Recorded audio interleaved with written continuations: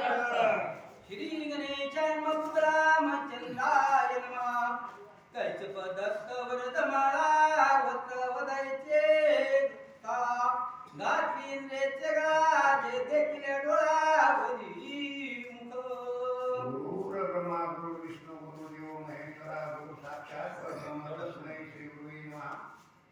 सद्गुरूच्या चरणी नतमस्तक होऊन ग्रामदैवत असणारे हनुमानजी यांच्या चरणी नतमस्तक होऊन श्रोते वक्ते यांच्या अंतःकरण स्थित असणाऱ्या परम तत्वाला वंदन करू. आपण उर्वरित कथेला सुरुवात करूया. अशा प्रकारे या ठिकाणी अशा प्रकारे या ठिकाणी सुंदर अशा प्रकारचं कथन सुरू आहे. बघा, जोपर्यंत माणसाचा अहंकार जात नाही तोपर्यंत त्याचं कल्याणही होत नाही, उद्धारही होत नाही आणि त्याला सद्बुद्धीही सुचत नाही. आपण ऐकलंय 2-3 दिवसापासून इथं ऐकतो वाली आणि सुग्रीव काय दोघांनी एक दुसऱ्याला काय केलं होतं, काही केलं नव्हतं. परंतु मी त्या दिवशी सांगितलं सरळ सरळ जर विष दिलं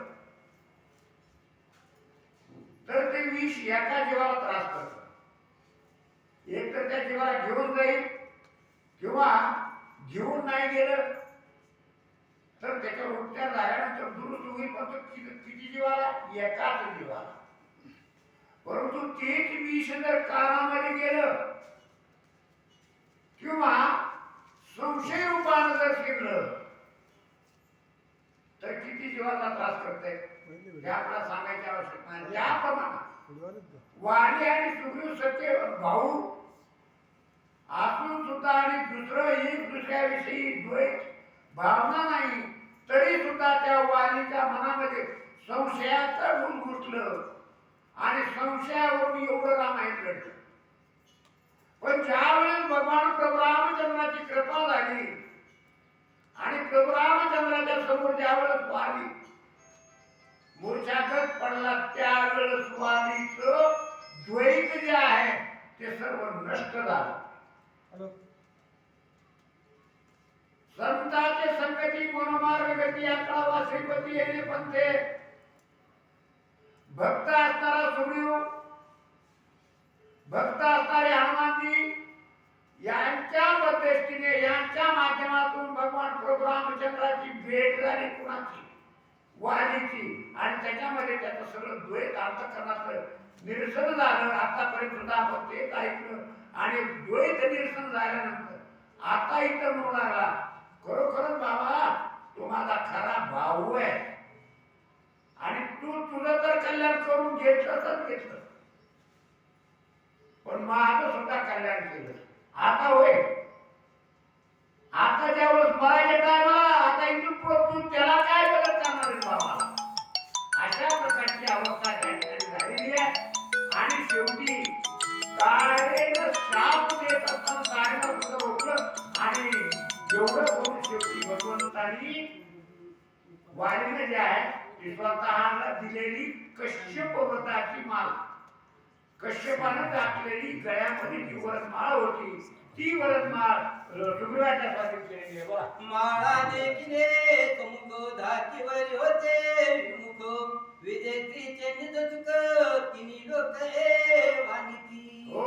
आणि अशा प्रकारे त्या माळेला वरदान काय होतं म्हणजे सन्मुख पाहिल्याबरोबर समोरच्याच्या मनामधील पूर्ण द्वैत जे आहे ते निसटून जाईल आणि तो त्याच्याबरोबर युद्ध करू शकणार नाही. ज्याच्या गळ्यामध्ये माळ आहे असा कधीही युद्ध करत असताना थकणार नाही. अशा प्रकारे बोलू लागले. इंद्र दिदले मद लागून विजय माळाए कांचने सुग्रवाची आलंबने वाळ्याला दोने देता झाला. हो. आणि अशा प्रकारे ही माळ कुणाकडून आली म्हणले सांगू लागले. इंद्राने जी आहे ती ही माळ वालीला दिली. बरोबर, इंद्राने ही माळ वालीला दिली म्हणले आणि ती माळ मी आता सुग्रीवाला अर्पण करतो. सुग्रीवा हे वेदे माळा म्या गाली